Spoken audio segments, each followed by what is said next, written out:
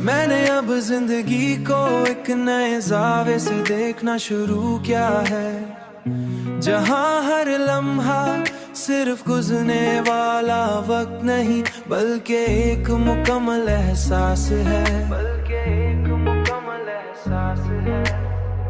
मैंने सीख लिया है कि माजी को लेकर चलना बूझ नहीं बल्कि एक ताकत हो सकती है अगर हम उसे समझ लें। तुम्हारी याद अब भी मेरे साथ है, मगर अब ये एक साया नहीं बिखरे एक रोशनी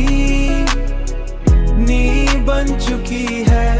एक ऐसी रोशनी जो मुझे में रास्ता दिखाती है, एक ऐसी रोशनी जो मुझे में रास्ता दिखाती है। मैंने जान लिया है कि हर खोया हुआ लम्हा हमें कुछ न कुछ देकर जाता है।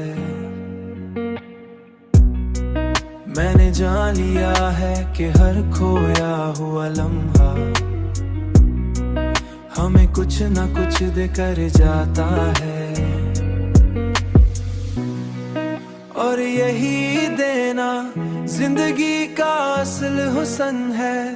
तुम्हारी याद अब भी मेरे साथ है, मगर अब ये एक साया नहीं एक रोशनी